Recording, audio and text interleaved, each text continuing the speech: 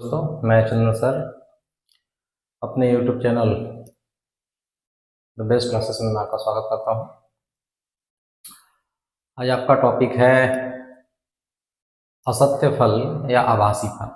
ठीक है, थोड़ा सा पिछली क्लासों में जो बात किए थे थोड़ा उस पर थोड़ा सा फोकस करते हैं।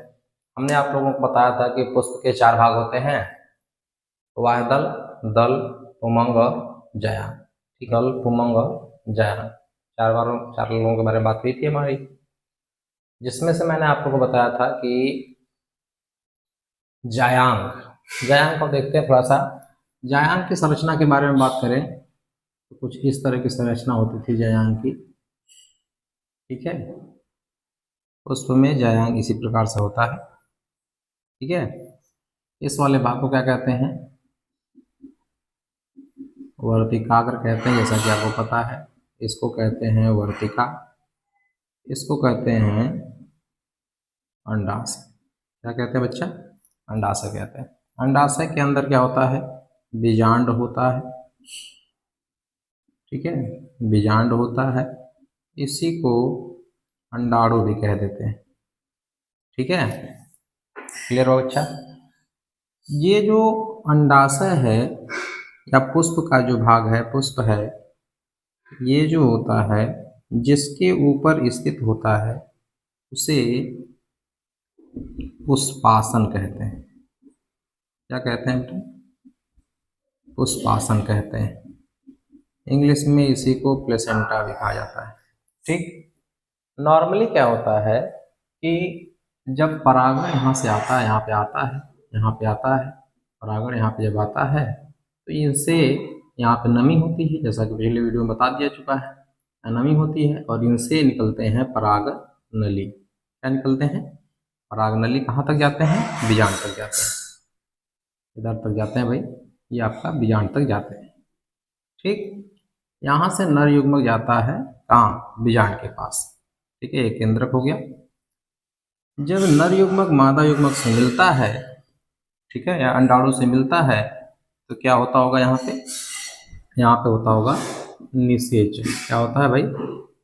निषेचन होता है। क्या होता है? निषेचन होता है। हाँ, निषेचन के बाद क्या बनता है?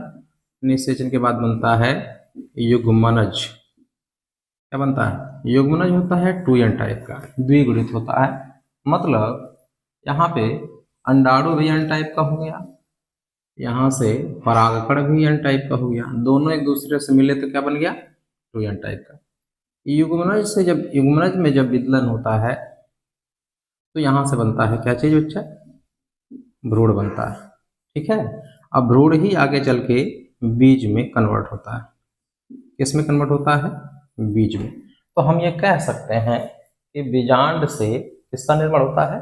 बीज का निर्माण होता है। बीजांड से बीज का निर्माण होता है। और जब ये निषेचन जब हो जाता है तो अंडाशय किस में बदल जाता है? फल में बदल जाता है। अंडाशय किस में बदल जाता है भाई? तो ये फल में बदल जाता है।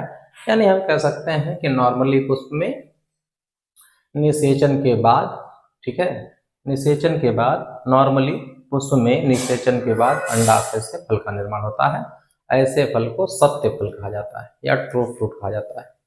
लेकिन हमारा टॉपिक है असत्य फल। ठीक है, हमारा टॉपिक क्या है? असत्य फल। असत्य फल, इसी को आभासी फल भी कहा जाता है। क्या कहा जाता है? आभासी फल। कुछ लोग इसको कूट फल भी कहते हैं। क्या कहते हैं? कूट फल। ठीक है, आप इसको इंग्लिश में बात कर सकते हैं कि ये फॉल्स फ्रूट है। ठीक है, आप इसको बात कर सकते हैं कि ये जो है स्यूडो फ्रूट है। ठीक है, ये स्यूडो फ्रूट है। ठीक है, इस पर बात हम लोग करें तो नॉर्मली बात क्या कर सकते हैं कि अधिकांश पौधों में निषेचन के बाद अंडाशय से फल का निर्माण होता है। लेकिन जब, या कह सकते हैं लेकिन कुछ पौधों में निषेचन के बाद यदि अंडाशय के बजाय किसी अन्य भाग, पुष्प के 4 भाग बताए थे, वाह्यदल, दल, उमंग और जायान, इनमें से किसी और भाग से, जैसे पुष्पासन से, इससे पुष्पासन से अगर फल का निर्माण हो जाता है तो ऐसे फल को क्या कहेंगे, क्या कहेंगे भाई, असत्य फल। ठीक, इसको मैं आपको लिखा देता हूँ, लिखते हैं। अधिकांश पौधों में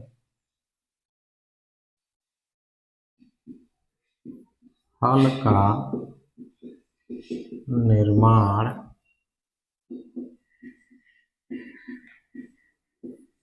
निषेचन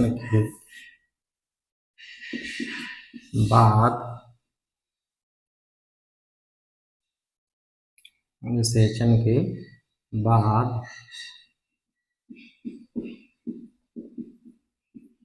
अंडाशय से होता है,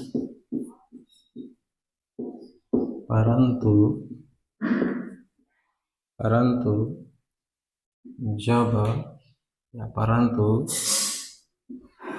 कुछ पौधों में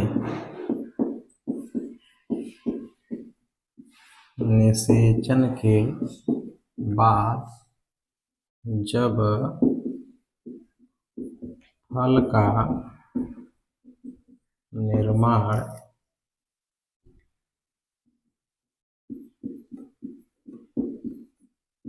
अंडाशय के